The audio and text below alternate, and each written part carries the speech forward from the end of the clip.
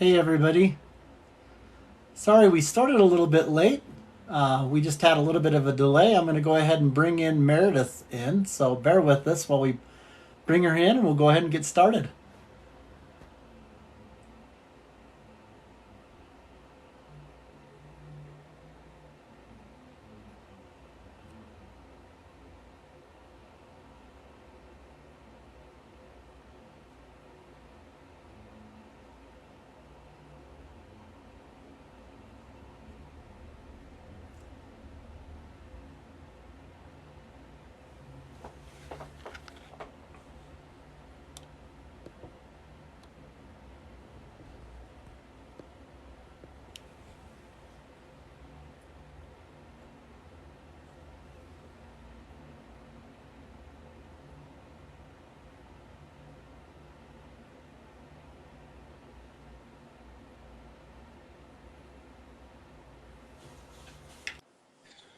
Hello, my friend.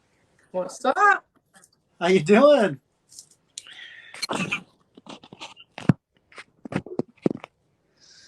Can you hear me okay? Shit. Hold on. Yeah, I'm trying to see what's up with my connection. Hold on, let me fix it. Okay. I'm in the woods. Let's see. Come on, come on. I don't know. Of course. Here we go. Alright, that should be good. That works? It might. Never know till we try. Oh, it's exciting to finally meet you. How you doing? I'm doing good. How are you? Good, good. Nell's not going to be able to be here today. Sorry about that. She wanted to That's okay. join. We had her uncle passed away, and she's also needing to go soon get another MRI check to see if there's any. Bless your heart. Yeah, so she wanted to make sure that you knew that that's the reason why she is not here. I'm sorry about the loss. That sucks. Yeah. He had a heart attack, his third heart attack, and yeah, passed. So yeah, a little bit rough for her, but she wanted me to continue to to have the live. And as you know, this is going to be recorded and it'll be uploaded to YouTube. And I've got people joining on my end, and I hope that we've got people coming in on your end. Um, and I wanted to just kind of give just a little bit of a brief introduction, the kind of how you and I kind of got connected. Um, I remember, it was a little bit after we were on the Good Things Utah TV segment, and we had a number of guests that were scheduled. Right now, we're scheduled out through. We're starting to schedule in May, Yeah. 2023. So pretty crazy. We're excited about that.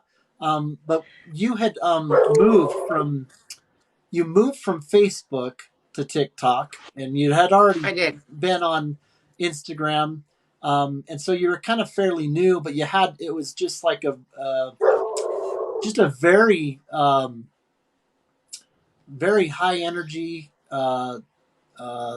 start on TikTok, and there's some similarities in terms of how you relate with the Spoonie community and chronic pain, and this will be an opportunity for you to kind of get into that, but you really kind of bring some unique I'll shut my door. Hold on. yeah.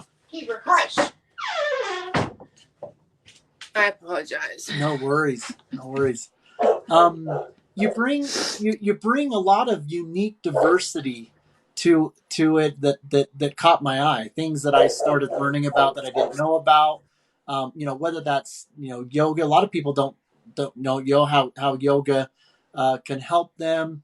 I want to mispronounce the coffee bean kind of Kratom or whatever. Yeah, it has a couple. It has a couple. You can't. It's kratom, but some people say Kratom. kratom.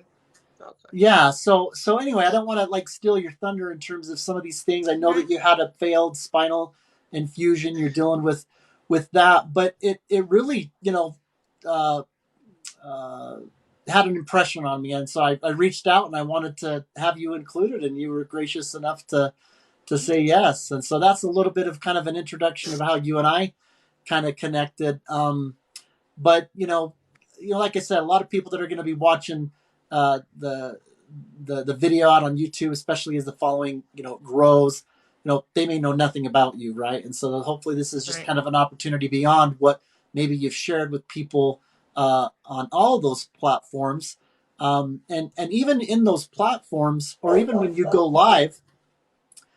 Sometimes you don't get into like the full story. Like people give snippets of kind of what they deal with. Sometimes in a three Mm-hmm. 3 minute video here and there.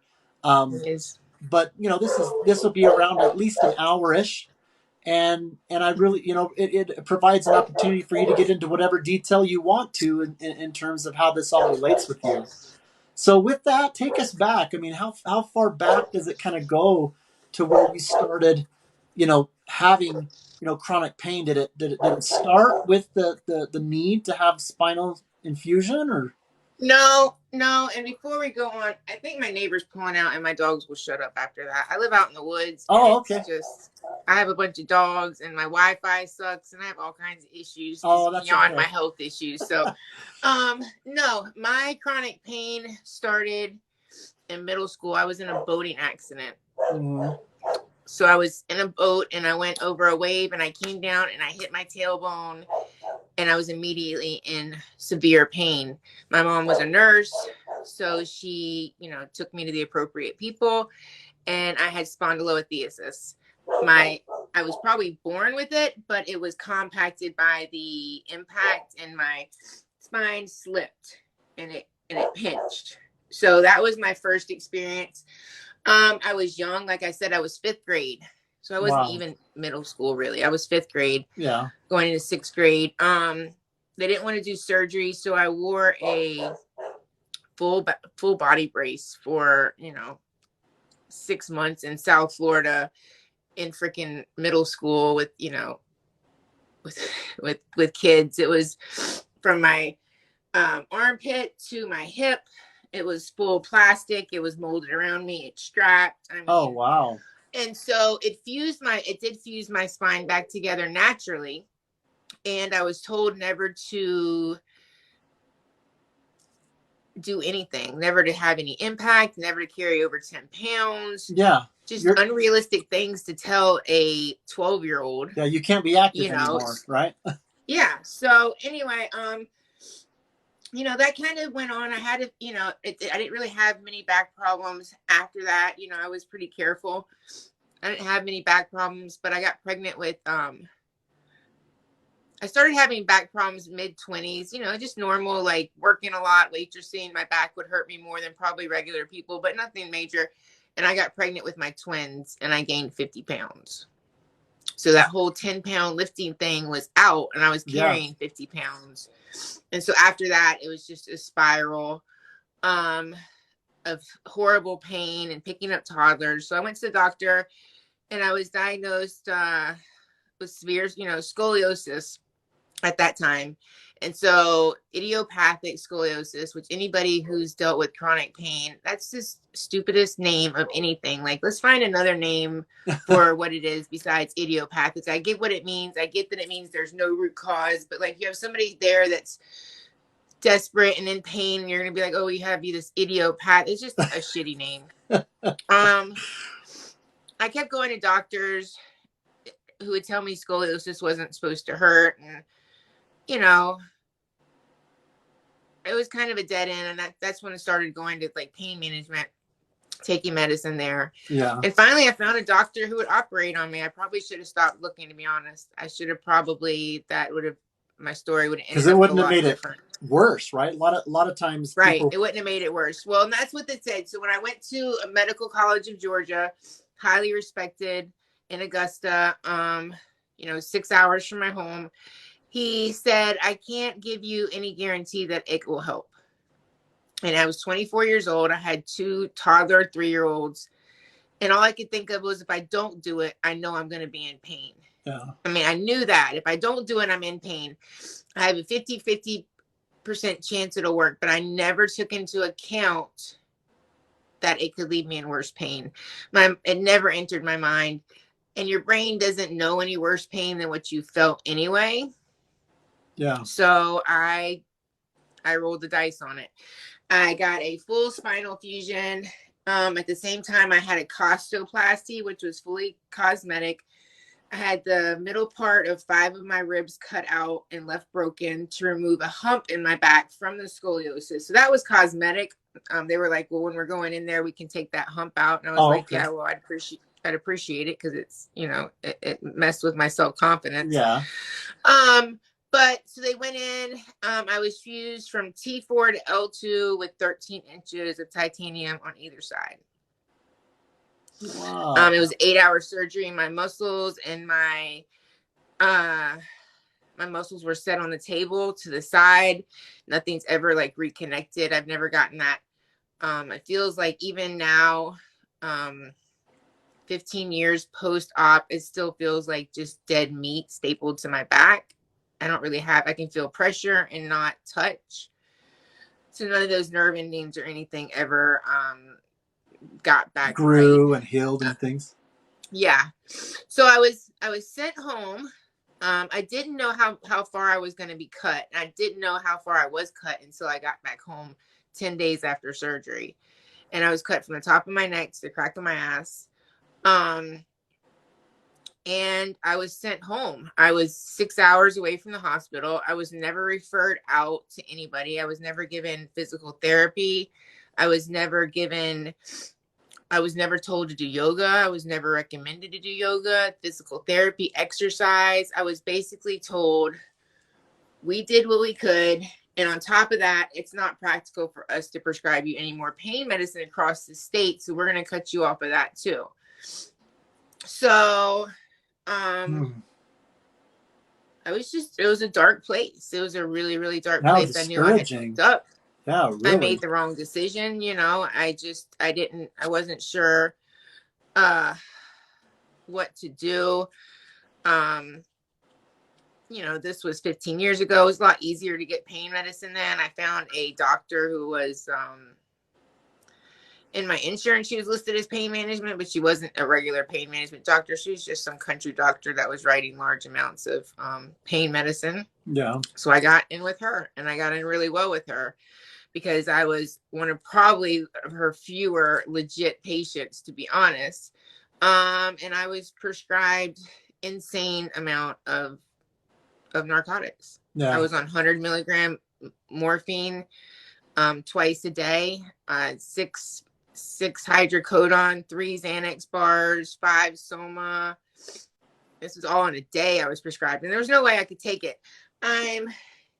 I've always been very careful about my tolerance and my medicine, so I would just take what I needed and stockpile the rest. I also knew that at any point I could be cut off of pain medicine for any reason. So that's how I operated. Of course, she got into trouble. I mean, I wasn't the only one she was writing that large amount of medicine for. So she got into trouble, and I had a really hard time finding another pain management. Luckily, because I was the way I was, I had, 6 months worth of medicine. So I searched for another pain management doctor. Of course, with her as my doctor, I had a really hard time finding anybody to touch me. Luckily, my records backed up who I was and what my pain was. So I found somebody, of course he wasn't going to keep me on that stuff. Yeah. He wasn't going to continue the same things. It was too high anyway, but he wasn't even going to continue. He wasn't going to do anything, even if it was working, that she did. So then I went on fentanyl. So I went from time release morphine, to time release fentanyl. And so I did a decade of those 2 medications. Wow. It reminds me a little bit of kind of what my wife went through when they were, trying varying medications. You there? Yeah, sorry. My son was trying to reach me. Oh, that's okay.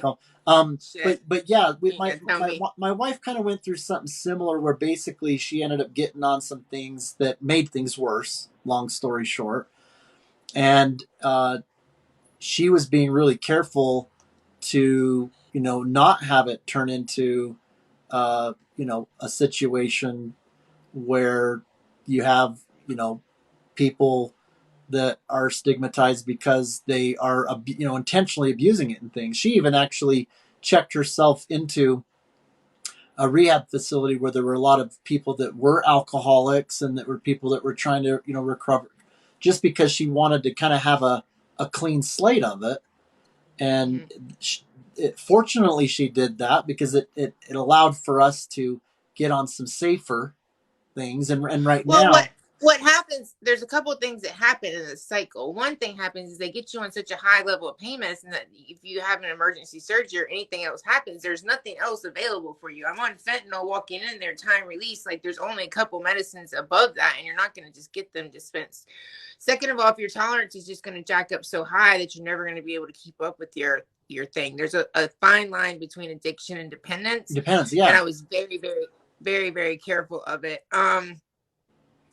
I was very careful of it, yeah, and only but the grace of God go I. I mean, I just I wasn't one of those people that it got me like that. And there's other people that take it, and you can be as careful as they want to, and it doesn't matter. yeah, Um, I also have my dad's an alcoholic, so I have addiction in my family. So I knew that. I have small children, so there was just a lot of factors in that. But when I got into pain management, it was horrible. I was treated like a criminal because I had pain. Um, I was made to change my answers on forms because of my pain level. If my pain level was too high, then they wouldn't give me my medicine because the medicines weren't working. So I needed to change my pain level down. yeah, Just almost I would have fentanyl patches on, and they would tell me I failed a drug test with nothing in my system when they saw the patch on me. So they had some lab problems.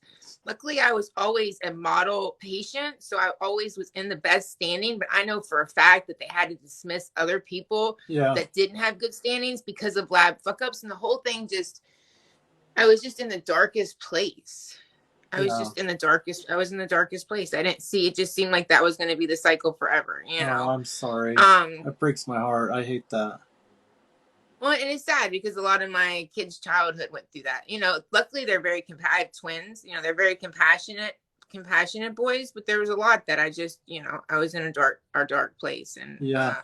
Well, and even uh, even with the people that, because we've had a lot of conversations as we've had these interviews with the whole dynamic of where that line is, where there are people out there, and yes, they pain is behind it, but you know you would maybe call them the drug addicts and the alcoholics, and even it with knowing that there are people out there that maybe move it to that level.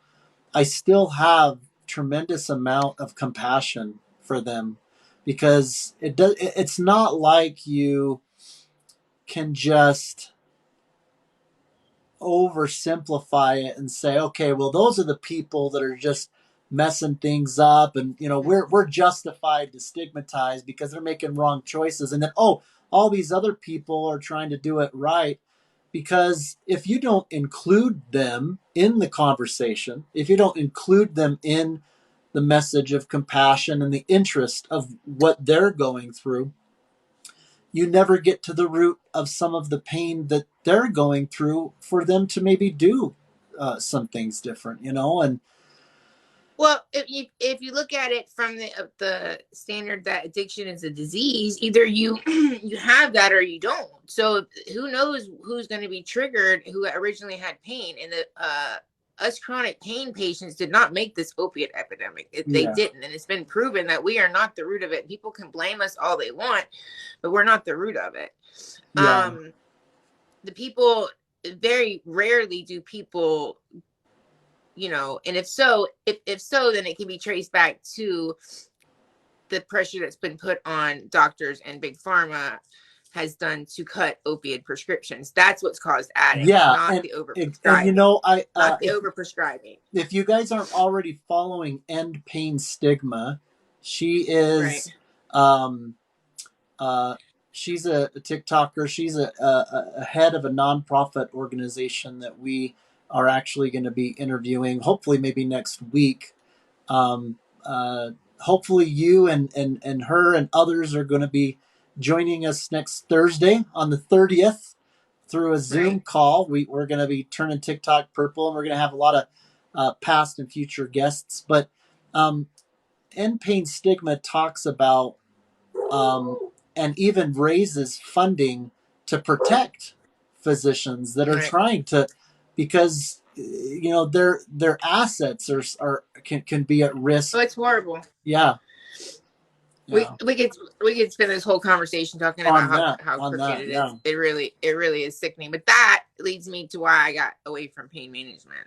I mean, fentanyl started to really weigh heavily on me. It started to make me where I couldn't sleep. I didn't sleep for about 5 years. 4 years, I didn't sleep over 90 minutes at a time. Oh There would be wow. nights I woke up 8 or 9 times a night, and it started to wear on my mental health. And I had decided that I was going to leave pain management. Yeah. I had enough medicine that I could leave comfortably. Um, and I was definitely going to cold turkey off of fentanyl. I had Yeah. decided that I was just going to pull it off and stop. I had enough of like a hydrocodone type to deal with the major parts of withdrawal of it, but I was done with fentanyl. I decided that. I left pain management in good standing. I called and canceled my appointment. And I told him my husband had got a job out of town and that I would be leaving immediately to move out of town and would forward them for my records if I needed them, and if I needed their services in the future, that I would be back.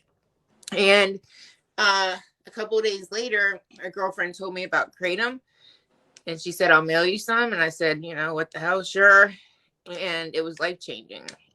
And I want So, to get into a little bit of that, but before I do that, of course, and some of this might go without saying, but every situation's unique, and of course, the motivation of bringing you on here, isn't necessarily to have someone be convinced that, oh, you ought to do this different, you ought to do this different, but it does provide some information that I don't think that we have had on the interviews, that puts options out there. I mean, it's a very personal thing. Continue, we're not. I'm not a therapist, a doctor, anything like that. So continue to work.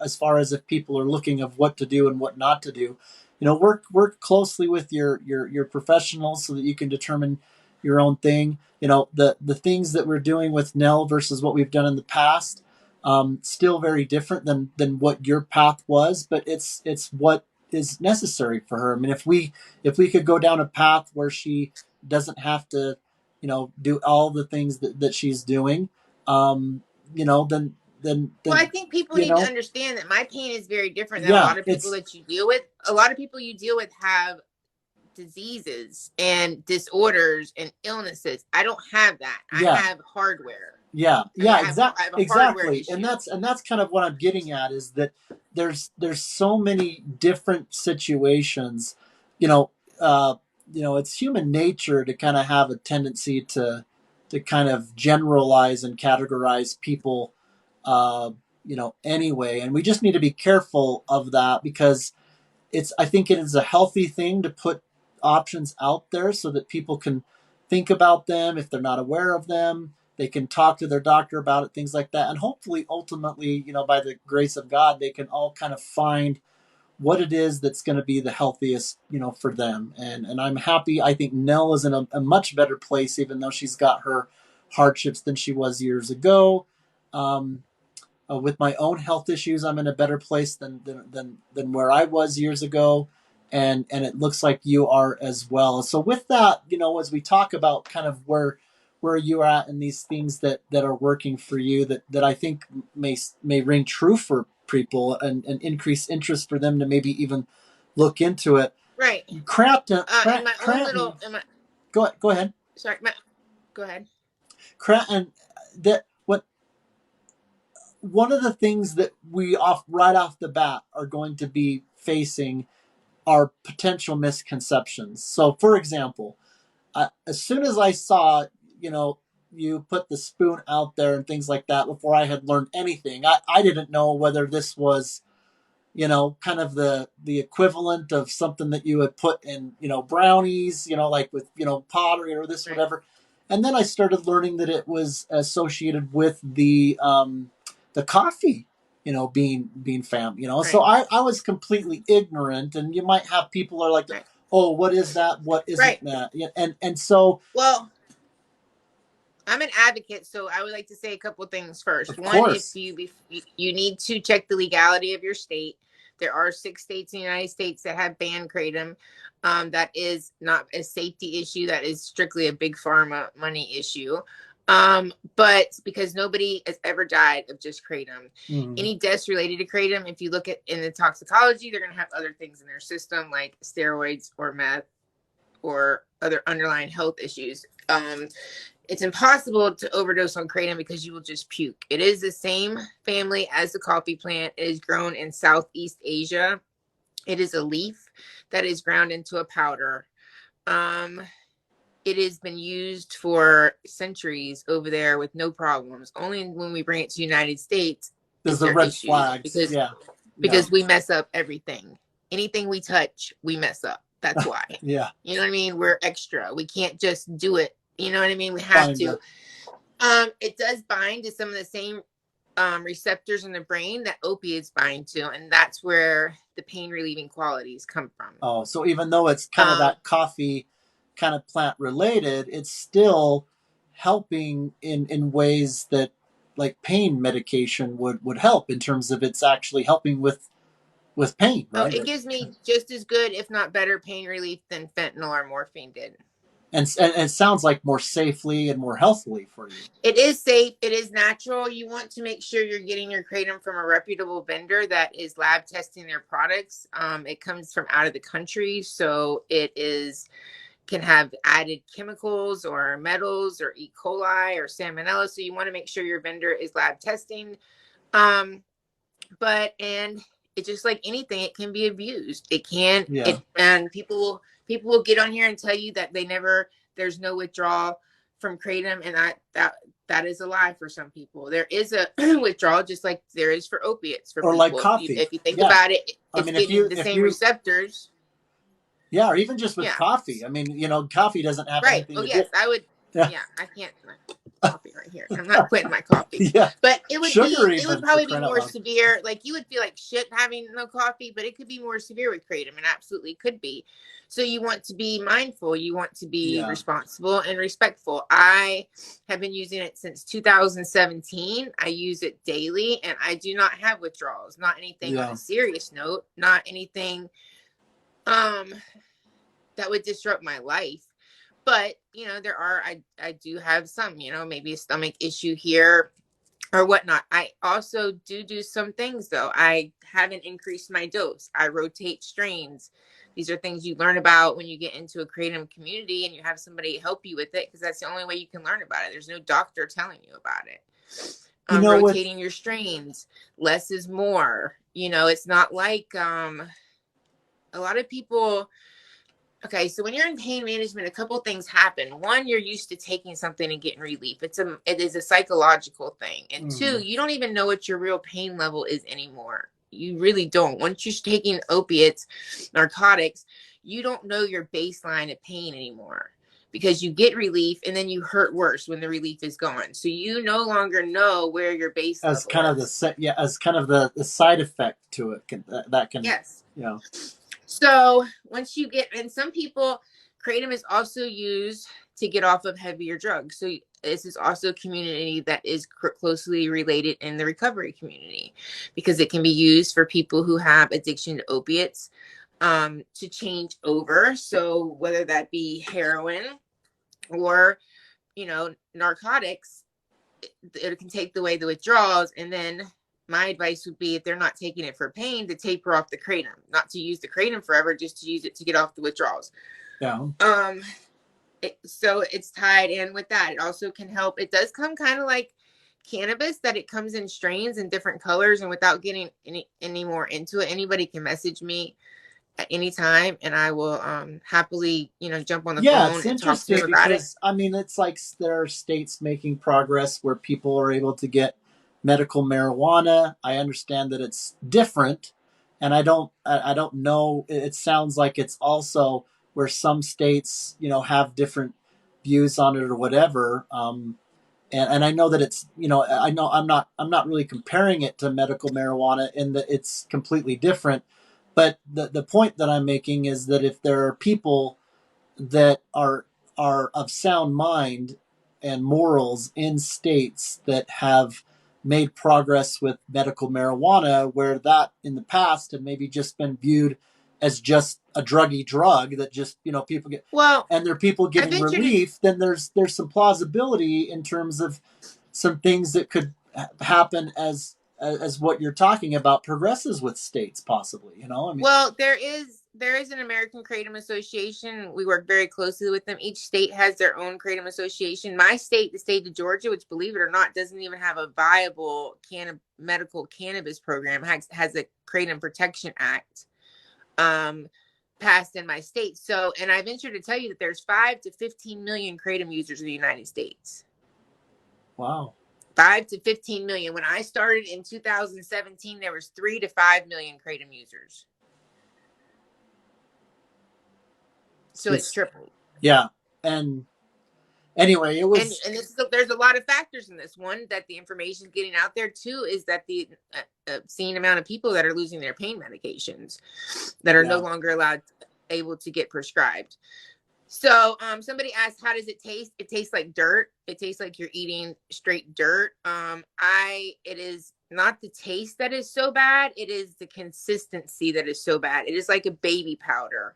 Mm-hmm. So you can breathe it in. Like it's just a mess. And it is trial and error to find out what works for you and how to take it. There's several different ways. I tell people the best way to take it for you is however you can get it down. Yeah. It's, but so when I found Kratom, then life changed for me, because unlike pain pills, Kratom lifts your mood. So it comes in different strains, and there's strains that have mood lifting properties, and there's strains that give you clean energy. So, and there's strains that help with pain. So by mixing all of these strains, instead of feeling dark and depressed like opiates have a tendency to do, no matter how carefully you take them, I had a mood lift. And then life changed for me, because then I started doing different things. And I I see, started, living. and as far, for what it's worth, my opinion is that I'm grateful for that. I hear and see, from what I know about you, you're in a healthier place overall. And the most simple way that I look at any of these complexities, especially as it deals with chemicals or drugs or whatever, is I believe in a loving Heavenly Father. And I believe that He created everything that's here on this earth. And those things can be used for either good or ill. They can be abused or not. I mean, you've got the stuff that's being used in hospitals. There's a proper place for all those things for surgery and this. There's the Walgreens and all the things that are helping people, and sometimes that line between what the government or what even good people are trying to do, as to where something's abused, or whether there was a successful connection between a loving Heavenly Father and us in us getting relief. And I think we're making progress with it. And we could talk about it forever, like you said. We're not even getting into the corruption and all this stuff that can kind of complicate matters. But whenever I hear stories of people that are finding things and they're explaining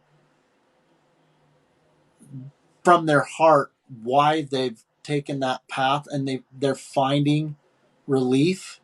I've seen so much suffering. I hear, as I've been interviewing people, so much pain and suffering.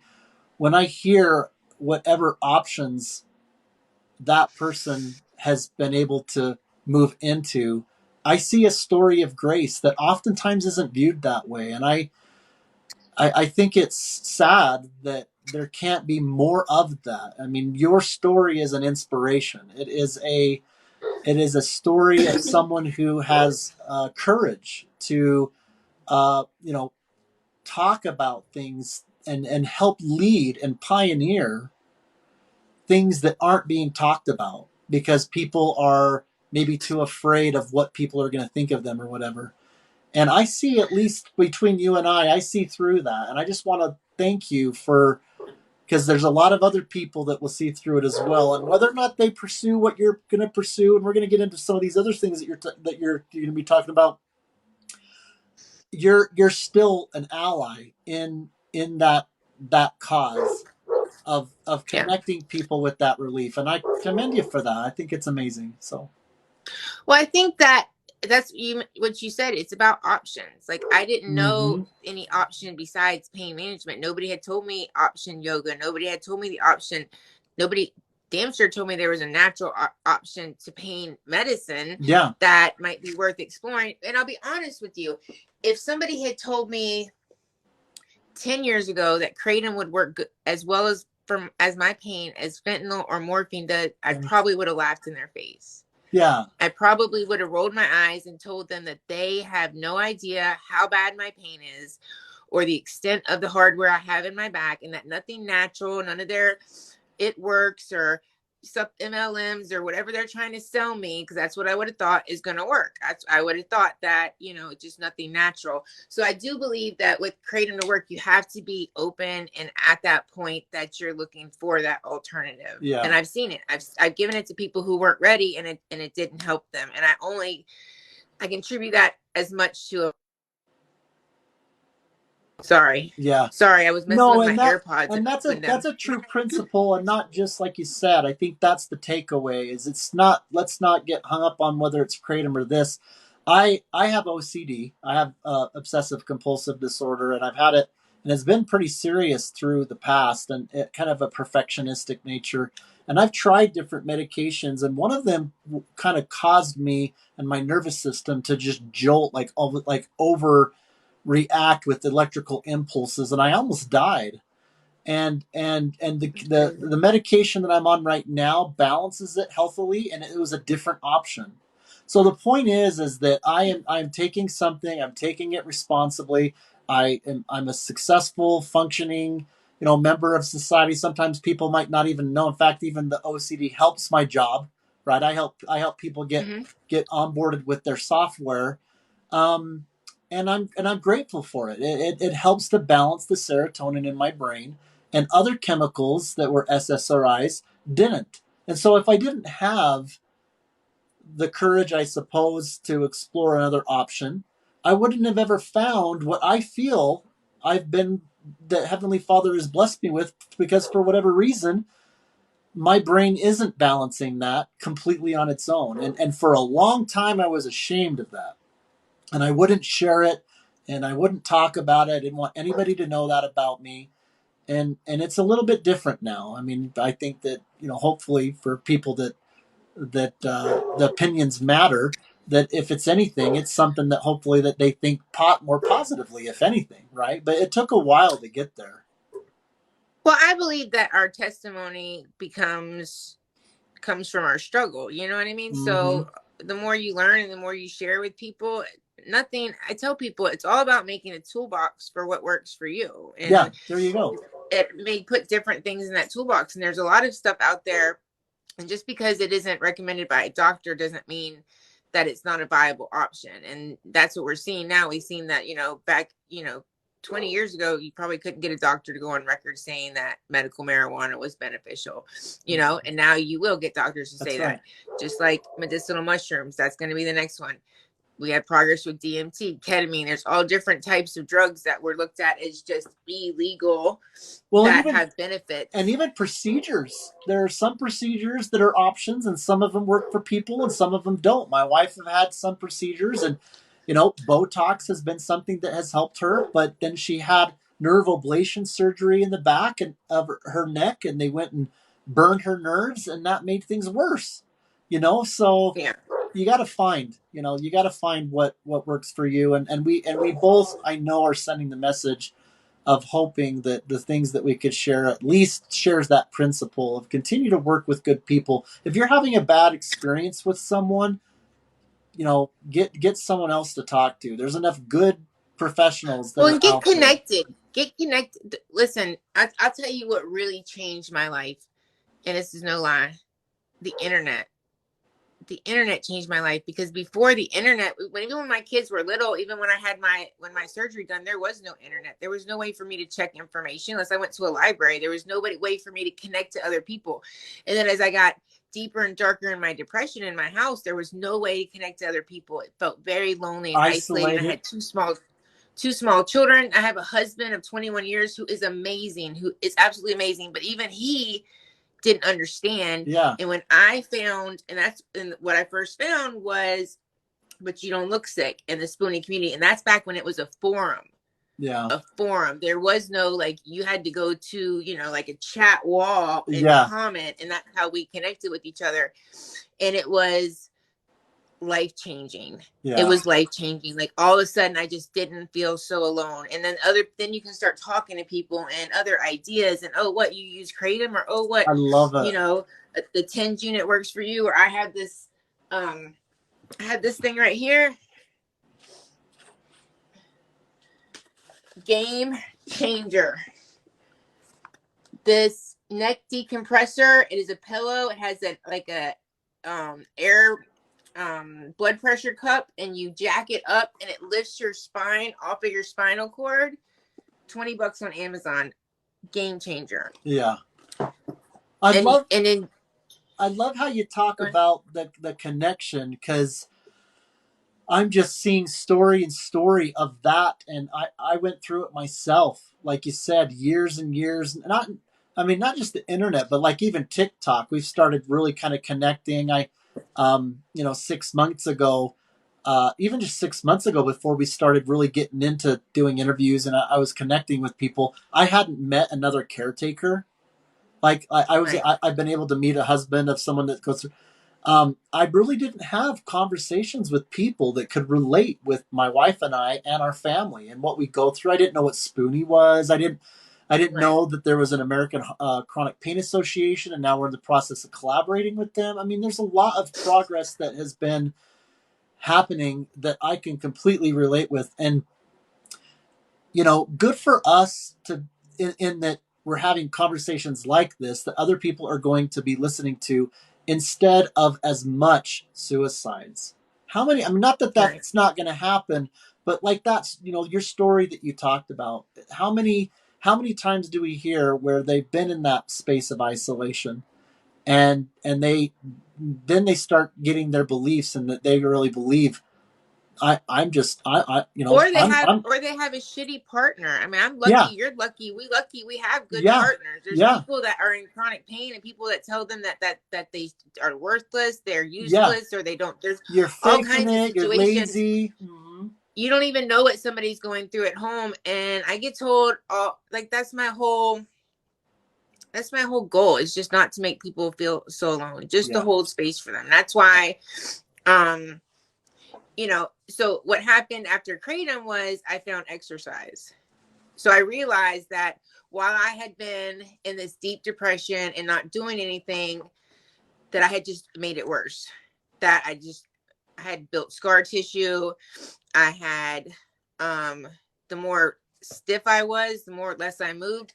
So I found exercise, and I started going to like boot camps, because I needed some kind of intensity. And it was really hard on my back and my body, but I'm like really competitive, so I really didn't care. And I just kept going. And then I found yoga. And then my life totally changed. Like, whatever part hadn't changed from leaving pain management totally changed. Every relationship in my life, every part of my pain, how I dealt with pain, how I dealt with attachment to my pain. And then, so I did that hardcore for about 15 months. And then I decided to become a yoga teacher to share it with other people. So let's unpack yoga for a little bit, because I just ran a Spartan race, and I get working out and I get running. Most people, I think, even if they have a hard time because of their pain exercising, can wrap their head around, trying to do what they can, even if that's walking to the kitchen, or taking what yoga to a lot of people may just be an elaborate way of just stretching your body, Well, and zenning, and and and then and these different poses to make it fancy to do it. Now this is where I'm going to just share real quick a sentence that my extent of yoga goes, because I don't know if you know Drew Manning of Fit to Fat to Fit or Julie Freed, but anyway, they did yoga, and I at least learned that. Oh, and David Goggins. I don't know if you don't follow David Goggins, but David Goggins talks about the stretching and the yoga that he's done. It was so impactful on his muscles in terms of giving them an actual workout with just the stretching, that it would actually cause, in some cases, a better reaction to as if he were to have worked out. He would like stretch for 2 hours. So it's you're working your muscles, just like if you exercise and you do the tearing of the sinews and then they've got to repair it. There's that kind of stuff that's going on in yoga, but probably in some cases even more so. So it's not just fancy stretching posing. It's a form of workout. It's a form of exercise. Is that not right? Well, I need to take, well, it's more than that. So this yoga has 8 limbs of yoga. This comes back from, thousands of years ago in Patanjali. 8 limbs of yoga. The physical is only one of 8 limbs, and it's the third one. Okay. So yoga is not really, it's only one part physical. The first rule of yoga is do no harm. Then it goes into taking care of your body, taking care of your mind, taking care of others, breathing, and then physical movement, the asanas, meditation, withdrawal of the senses, concentration, and then ultimately bliss, which is like universal consciousness. So it does go a lot deeper than that. I venture to say anybody can do yoga. If you lay down and connect to your breath, you are 100% doing yoga.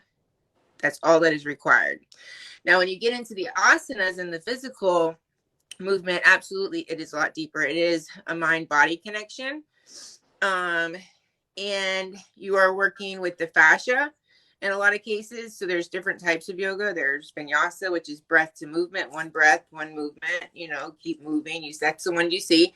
A lot of those poses you see on Instagram, like the fancy poses. I told somebody in class today, those are just Instagram poses. Like they just look fucking cool. It's not where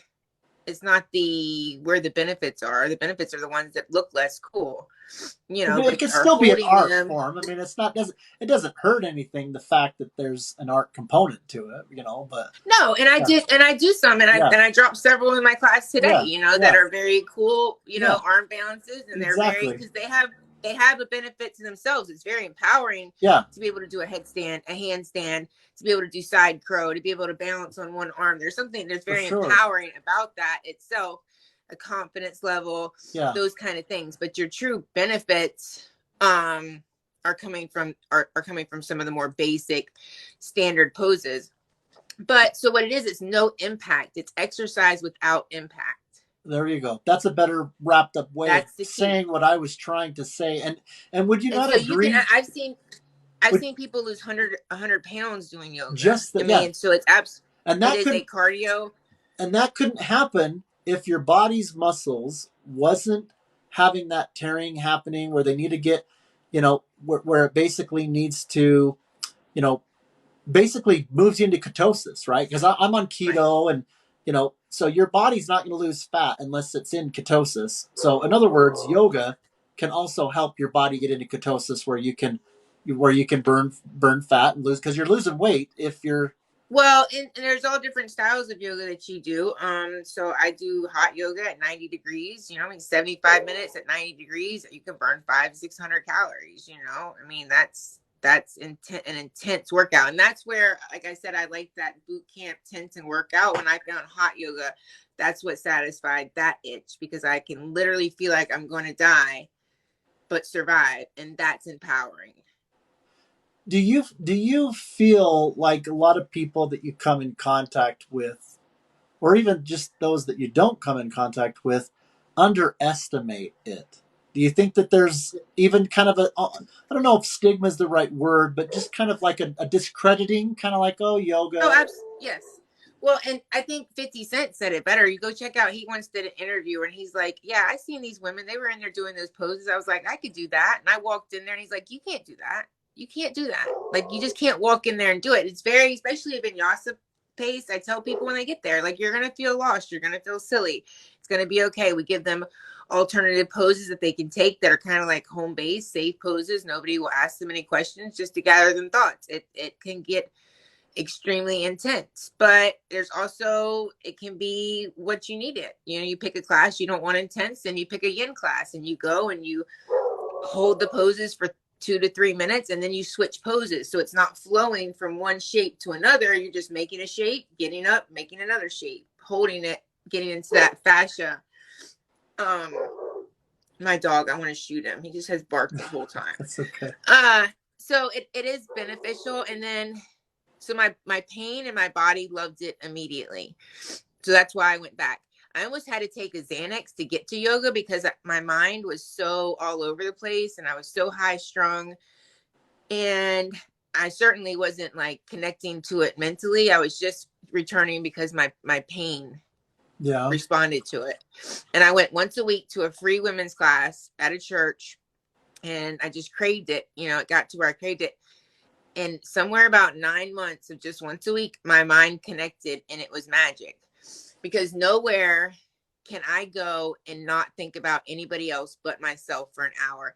And no drug that I've ever done has allowed me to do that either. I don't think of anybody else. Even when I shower, I think of other people. Even in the shower, I think about my husband or my kids or my dog or what my job needs. Yeah. When I'm doing yoga, I don't think about anybody else self-care. but my breath, my body, and my movement. And I never found that anywhere else. And when my mind connected to that, that was the addiction. Like, that was to be able to check out of my brain, which never shut off, was bliss. That's when you get into the alignment of your body with your mind and your soul. Almost kind of the benefits of what people experience when they're in prayer, right? You know, yes. Well, absolutely. So it's a moving, what I even tell people in class, it's a moving meditation. It's absolutely a moving meditation. It can be as spiritual as you want it. I leave it open. When we set an intention, I say, send it out. That's send it out. Maybe you're sending it out to your God, God, Jesus, the universe, whatever that is. And to be able to, your breathing, to be able to, we breathe when we are the first thing we do when we enter this world. Breathing is the last thing we do before we leave this world. And no other time do we focus on it, but when we need it. We teach it in childbirth because it might be useful then. They teach it to snipers in the military because it's useful then. But we don't teach it to our school children. And your breath can change your parasympathetic nervous system. Your breath can actually take you from fight and flight to rest and digest just by changing your breath, not by changing your situation. Yeah, just conscious decisions, all kind of adding. And I also like that you talked about how you got into it progressively. I think a lot of people, whatever it is that they're considering, doing for themselves as they're trying to give themselves more self-care, like you're talking about, they might tend to shut down if they just don't do it, perfectly or whatever, right? Rather than just lean into it, and just try that much. And it might feel awkward, but then give it a go. And then, maybe the physical part became a little bit more graceful and you felt good about that. That was a little bit less awkward. And then, you're still maybe, mentally not in it, but, be patient with yourself, or whatever. I think one attraction to me is that I go in there and I have 2 rods bolted either side of my spine. So when I say, this is an option, it really is an option. I'm really giving it as an option because I may not even be taking the option. I may not even be able to do the pose. And when I'm saying, if it doesn't feel good, don't do it. And I provide this safe space of, hey, look, I'm crippled too. And I'm here doing it. And we're going to think about what the poses feel like instead of what they're supposed to look like. Yeah. And it's just yoga. It's not that serious. We're just going to make shapes with our body. It lets people come in and just take some of the pressure off. Yeah. That's awesome. That's awesome. Yeah. So, I and then I started teaching Yoga Nidra, which is guided meditation, but it works into the theta brainwaves. And theta brainwaves is where healing happens. That's why you're told when you're sick to rest, because you cannot heal unless you get into the parasympathetic nervous system of rest and digest. So I can lead people through a guided meditation, and it works through Patishabhavana, which is Sanskrit for comparison of opposites. And I go through the physical. It's the Pancha Myokosha system, which is the 5 layers. So I start with the physical, into the breathing, into the spiritual, emotional, into the universal consciousness, so that I get them where they almost feel like they're floating. Yeah. And then I take them through different situations, and it helps with PTSD and creativity and lowering blood pressure and sleep. And so I really study hardcore into that. Would you say and teach that, that. also that it's there's something for everyone, in that you've got some people that maybe have had a history of pain and they've got empathy for the chronic pain community, and even Phil and Art included, but don't deal with chronic pain as much now, and they're proactively, making decisions to be as healthy as they can. Some of what you go through is just like you said, that self-care, to just be your best self, to be, self-actualization, stuff like that. That's okay for that to be the reasons why people do things. Is any of it for you? And I know that if anybody was to try some, that there are a lot of people that if they wanted to try some of these things, it's because they are dealing with chronic pain. I mean, that's fine if it will lead for them to, be a healthier self, and even into the most self-actualized self.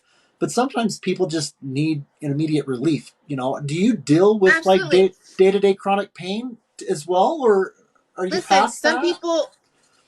people, and I'm in South Georgia. I think y'all are more in a more progressive area probably than I am. I'm in the Bible Belt, like the thick of the Bible Belt. So some people even believe that yoga is like against a religion or whatever. And so yoga is whatever you make it. If you just need the physical part, and even when set in intention in the beginning of class, I say, maybe you're just here for a physical reason. Maybe that is just pain control, or maybe it's just stretch because you run. Yeah. Maybe it's to open your hips so you can be a better runner.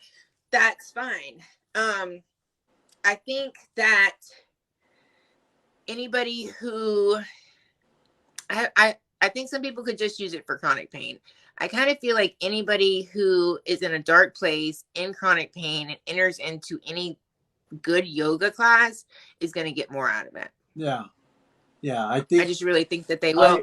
I think that even if it's into the breathing, even if it's into the biggest thing is that yoga taught me, and I told Ashley, who's in my live now, I told her this today. It changes me from reacting to responding. It gives me a pause. I don't react as much anymore, although I I'm love it. human, and it still happens. I respond. I have a pause. Yeah. I stop for a moment. I take a breath. And that's what yoga taught me, because I was very much a reactor, and pain will make you do that more than anything, just react.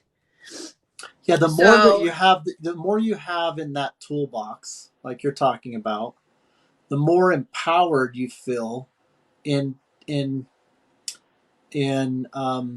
especially people feel, especially if they have with chronic pain, a sense of lack of control, and almost there's a risk of a victim mentality, right? Of kind of like, I'm poor me, or I'm different. Um, but the more that they can, people can learn about what other people are doing that's working, maybe try things for themselves or whatever, it helps them, even if they're going through things that every day they don't see on the street or they don't see on the TV or whatever.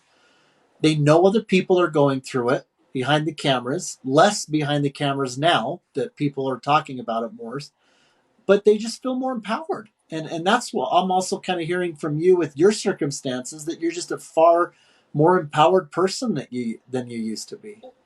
Well, I would venture to say that back when I was in pain management and back before yoga, before Kratom, back also, I mean, there was just a lot that played into it. My kids were little, you know, that plays into it. They need, you know, you need to be a full-time mom, and you're just like, there's a lot that played into it. But I would say that absolutely my identity was pain. Like that was my identity. That was, you know, and that's because that's all, it was all consuming. I used to tell people that it's not a matter of if I think about it every minute. It's about how many 100 times I think about it a minute. Every time I breathe, you know, it hurt. Yeah. And so, and my identity is not pain anymore. Chronic pain is just something I have. And now it's more of a tool to say, hey, look, I've been through this and I found these things, and maybe they'll help you too. And if I can help share those with you, then I'm more than welcome to. Yeah, all the better. You know, yeah. Because and being a yoga teacher is about being somebody that holds a safe space and who is a healer. And I just want people to know that, you know, they're not alone, and that it may not work for you, but there's so many other things to work. And it's not one thing. Like, it's not just Kratom. It's not just yoga. It's all of them. It's, you know, nature. It's taking my shoes off and grounding myself out in nature. It's spending time outside. It's, you know, spending time with my plants. It's connecting with my friends. It's helping people. Like, all those things play into keeping me grounded and healthy and pain-free. Yeah, it's almost. And by pain-free, I only mean able to function, because I'll never be without pain. I just am able to get it down to a level where I can function and it doesn't consume my life. It's almost like you're talking to your earlier self that was in that isolation, you know, and kind of what you. Well, and if I was talking to myself back then, I probably would be rolling my eyes at myself, because I would think she sounded like she just doesn't understand. And I get that. So I can relate to people when they're like, yeah, you know, it may not work for me. And that's right. It may not, but it may help, you know, and if it doesn't, then, you know, what did you really have to lose? And that's why when people ask me about Kratom, I'm never one to say, leave pain management and try Kratom. I do not tell them to do that. I tell them, like, look, where can we find a place where you can try Kratom? Just make sure it works for you before we talk about if it's worth leaving pain management, and then how to leave in a good way where you have the option to go back. Like, I'm all about, that's why I stockpiled my medicine. I'm all about a backup plan. Yeah. Like, all about a backup plan. Wow, I love it. As my friend Tiffany Peterson would say, juicy. She loves to say that. Well, it's just some juicy stuff. Boy, a lot unpacked there, and I'm just kind of visualizing some of the families that you know, especially as I have these conversations, it's gotten to a point for me where, you know, some of these things just kind of go without saying, or it's just kind of more the norm. But it's important, even as I would maybe speak to my earlier self, that there's always people that are just barely starting to go through it. They're just barely got that diagnosis. You know, they've lived healthily for 20 years, 30, you know, whatever. You know, nobody's going to live forever on this life. You know, eventually you or your loved one's going to have something happen. And you know, last week was the time in which that has happened. And so it's foreign to them. You know, and so they don't have, you know, the knowledge and the understanding and the experience and the coping skills and the network and the connections. I mean, that could be overwhelming, just barely learning about how you are now going to be venturing into that journey and not having any of that. Whereas I don't want to take that for granted, because I remember the days like you where I didn't have it, and it all helps me to cope, because, you know, I say we all have. Well, I once heard somebody say that, you know, if you share your struggle, one day it'll be somebody else's playbook on how to survive. Like, that's what it is. You share it so that somebody else can say, look at these notes I made. Look at these different plays that didn't work for me. How about you try these? And it can be their guidebook to how to get through it. But if we were all just selfish or scared, some people aren't comfortable sharing, or if we didn't have platforms to share, TikTok is really aggravating. I'll be honest with you. TikTok's really With aggravating. I am But so sorry with what you have well, it's gone okay. through. But the outreach, the reach that TikTok has is unlike any other social I media know, I know, platform. I had a complication with TikTok. We're not trying to bash on you, but yeah, Yeah. there's some things We that love TikTok. Like I said, yeah, they're a great tool. I think they just have some kinks to they work do, out, and yeah, I think you see them trying, and you yeah, do see them trying, yeah, and sometimes and innocent people will get well, the fact fanned or that they this or even whatever. offer Yeah, an appeal, yeah, the fact they even offer an appeal shows that they have it's some true, and fairness, or they would just say, they're getting better and faster at the appeal. I had to go through something similar, and it was kind of a hardship to kind of get it up to where I could post again, and I got that sorted out. And I'm glad that you was able to get some of the things sorted out as well, because you certainly it's the reach is big, and I have people message me all the time that are just like, I'm surprised how many people have never just stopped in the morning and set an intention or thought about their day. And it's just such a simple act that can really change the direction of your day. Just to take a moment, think of something you're grateful for, take a breath. What do you want your intention to be for the day? Like, let's, choose kindness, and, just have a moment. And just by doing that, you see that people, even though it seems like everybody that seems something so simple, a lot of people just weren't raised with somebody that or yeah. Well, ever and one of the things experienced that that. I love the phrase, your vibe attracts your tribe, and certainly you have that vibe. I think, I don't know if you've ever been given this feedback, and I'm sure people would agree with me, but you have an ability to be spiritual and focus and help people move into a space that ultimately benefits them spiritually, that oftentimes people look to religion, formal religions for. And there's so many people that have gone through bad experiences with, you name it, organization or whatever. And that's not to say that there's not people that aren't having positive experiences. You can't find, truth and spirituality in all, walks of life, including, good people that are in those religions.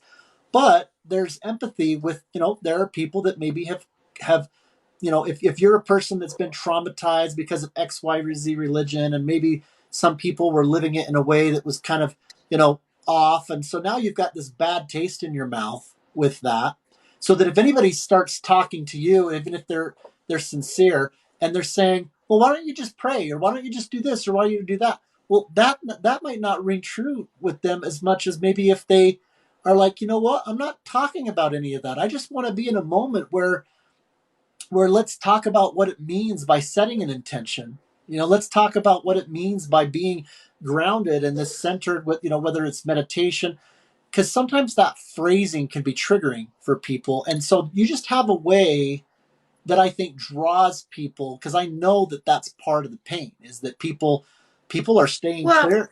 They're not going to go and sit in pews with other people and feel like that they're going to get what maybe they can get from you. mm. Well, some of it is that I have trauma informed training. So Yeah, I've been trauma informed, and it's also just about, it's really just holding a space. A space doesn't yeah, have to have any type of box yeah. That's around what it. I'm It can saying. be just a Yeah, space. And like I tell people in my lives, like, people be like, what are we doing here? Everybody's there for a different reason. Like, some yeah, people just need a moment to rest. yeah, Some people need to recharge. Some people, want to breathe.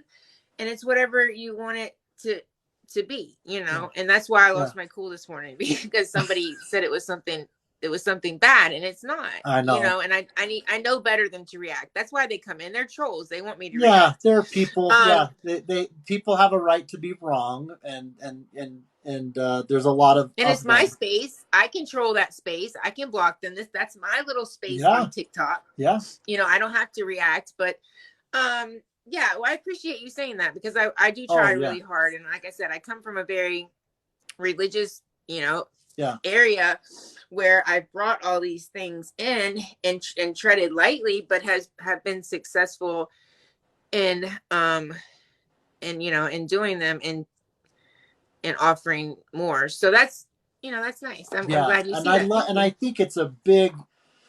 I can't overemphasize that enough. I think that that's such a big deal because right now, more than anything, people need to connect with higher things and to discover grace. There's such a, And I think you know, it is grace, and I think it's all about like my biggest preach is just kindness, like kindness yeah, to yourself, yeah, kindness to others. If I just work on kindness from my little corner of the world, and you work from kindness from your yeah, corner of the world, no matter that it's across the world.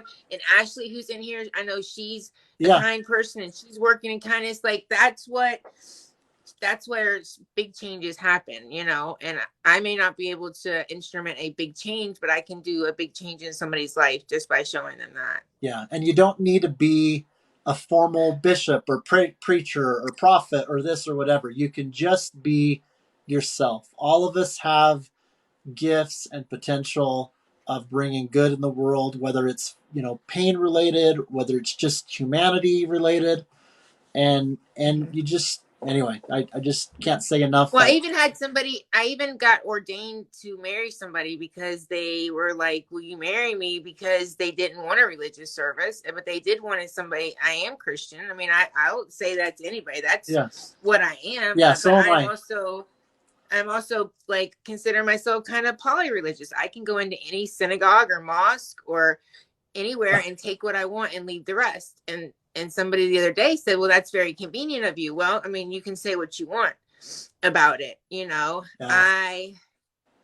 I'm able to see and be open to other people.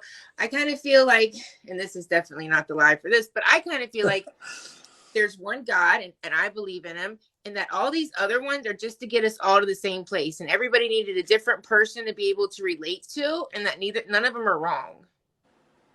And it's all to get us ultimately to the same universal place. Yeah, That's just I agree with so much of what you're saying, and I'm kind of at that place as well. And that's kind of what I meant by that in terms of what people are looking for. Uh, there's a lot of people that are losing their faith in a lot of things, and I know that I've, well, they you keep know, wanting to tie up politics and religion. They keep yeah, and tying it up just these two gets things, and bogged they're down. not.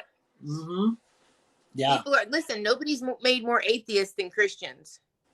Nobody in this world has made more atheists than Christians yeah, because they push. And I'm yeah, not saying all of them. I know a lot of great ones, but yeah, there's some that like my way is the only way, and this and that, and that's not how God wanted us to be. Like I yeah, don't care whose God you're talking about. None of the gods believed in yeah.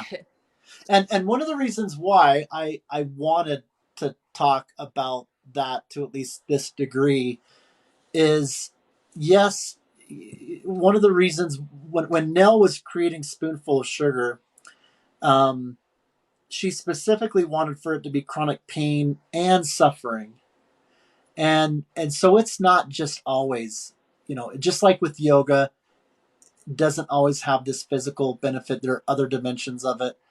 Um, Can I that's share the with you same my thoughts on same thing with suffering? pain, right? There's emotional pain, there's spiritual pain, and that is all inclusive of what we're trying to do. Is if you are in pain and you're in suffering in one way, we're trying to reach out to you and we're trying to bring people together. That's what this is all about. And I love that. And that's all inclusive. I have a feeling about suffering. I don't know. I've studied a lot of attachment, which is a very Buddhist rooted Uh-huh. thing. And I feel, this is my feeling, personally mine, Yeah. not of anybody else's, but I feel that pain is inevitable. Pain is inevitable. We're all going to experience pain. Suffering is very much different. Suffering is not inevitable. Suffering comes from attachment. So whether that's attachment to, I thought I had a healthy body Uh-huh. and I don't, or I thought I was going to be able to enjoy my grandkids and I can't, or I thought I was going to be able to be a cross country runner and my body isn't able. That's what brings suffering. It's attachment. The relation Oh, I love that. The relationship that we have with To what we think things things are that we supposed to be like. want, expectations, our So I have a religion. big one. My kids graduated the year of Corona. And so they had no graduation. These are my only two kids their whole life. I've pictured them graduating and walking, everything. And so I really had to let go of that. Was there pain involved? Yeah, there was pain. Did there have to be suffering? No, there didn't. I didn't have to have that attachment. That was my attachment to the view I had of what I thought it was going to be. They were still going to graduate. It was still going to be something. Everything changes. Like, I had to let go of that attachment because that was bringing suffering. I can send you some more stuff on it. I'm telling you, once you really understand that, and whether you believe in that Buddhist tradition or not, it just makes so much sense. Like, pain is inevitable. I can't stop pain, but I don't have to suffer because of it. Yeah, I love it. I love what we're unpacking here. It's a beautiful mix of what I think is in the wisdom of God grant me the serenity to accept the things that I cannot change and to change the things that I can, and the wisdom to know the difference. That's a fairly simple sentence, but just so much to unpack there. It includes you're going to have to cope. There's going to be things that you're not going to be able to change. You're going to have pain and maybe even suffering, but that doesn't mean that you're a victim, that you don't have you can't take responsibility for your life, right? You can be empowered. You can identify the things that you can make a difference in and things like this. Um, but Well, yeah, doesn't that statement take some of the responsibility off? It does. It's like, I'm only responsible for this. Like, yeah, I'm not responsible for you. I'm not yeah, responsible for how you yeah, interpret yeah, me. I'm exactly. not responsible for your opinions of me. I'm only responsible for me. And because of that, I'm only going to worry about the things I can change and work on that. And if I Yeah, can't, then I'm going to let them go to God yeah, and know that when I can, I will. yeah. And then the most important thing that I have ever learned, and I say this over and over and over, but I never get uh, uh, tired of saying it. The most important thing that I've learned, and I did not learn it, sadly, for over 20 years of my life, probably more, and that is grace. I For sure. I mean, if there was anything that I could put out in the universe that is not only the most important, but that is most successful by anything that is not good, whether that is evil, bad man, corruption, or whatever, it is clobber, it is hide, it is destroy, grace, because it's the most powerful thing. I mean, you were saved after all you can do. Nobody could say that anything is okay unless that was a real thing. You could never comfort your child. You could never Right. feel like your efforts were good enough unless grace was a reality. And I went a lot of my life and having no clue about it. So Well, and I think where I got from a recent yoga training I took, so I've only learned it in probably the last couple of years, that has changed my outlook on people, even people I do not care for. And there aren't many people I don't like. I don't hate anybody. Like, I yeah, truly, the emotion I feel most is love. Like, and it's taken a long time for that to be that. I love everybody. I don't have to know you to love you. People can hate people without knowing them. I can love people without knowing them. But it is simply that everybody is a divine being in a human experience. Even the worst person is simply a divine being in a that's human true. experience. Yeah, that That's is. all they are. We and that divine being, that eternal divine being, has the ability to recognize when truth is spoken, and that's the truth. We are here experiencing a temporary body experience, and our souls are going to go on. And Right. so, um, wow. As Mr. Ram Dass says, we're all just walking each other home. I mean, this is just one place here, and I think we have the chance to make powerful impacts here if we use it for good, and you have a chance to make powerful impacts if you use it for bad. Yep, and you're certainly one of the ones that I would say, you know, you go through life. Yeah, I like that person. I can kind of relate to that person, and then there are people that I would call kindred. Boom, and you're kindred. I mean, it's just. And I say that these people that I interview, that and how things come together that kind of brought us to kind of get connected. they're just an amazing, group of people. If you're not following them, go and check out some of the past posts and things like that, and go and get to know them, like Misty Marvin and others that we've kind of come connected with, and I'm sure that you'll fall in love with them as well. They're just amazing people. I know you're on the east side. It's getting a little bit late. What It what is. what else would you that we haven't talked about that you want to share as we kind of wrap things up, that maybe we haven't shared, that you would say, whether that's to your earlier self or just people that are just still not feeling like they I can say that find themselves? Yeah. the only thing I know to be for certain is that everything changes. Like everything changes. And like I said, when I say, like, if you had told me, 10 years ago, I would have rolled my eyes. I would have never told you that I'd be here. And just everything changes. And just to know that, and to know if it's bad right now, it's not. And I say that with some hesitation, because I do know some of the people listening are in really bad ways and really really in pain, Yeah. and are having it really hard. But sometimes the pain doesn't change. Sometimes you change around the pain. Yeah. And so that's what happened to me. My pain has not changed. My pain is just as bad as it was. I found better ways to deal with it and to lessen it some, but my pain hasn't changed. But I've changed a lot, and I'm a different person, and I handle my pain different, but the pain hasn't gotten any better.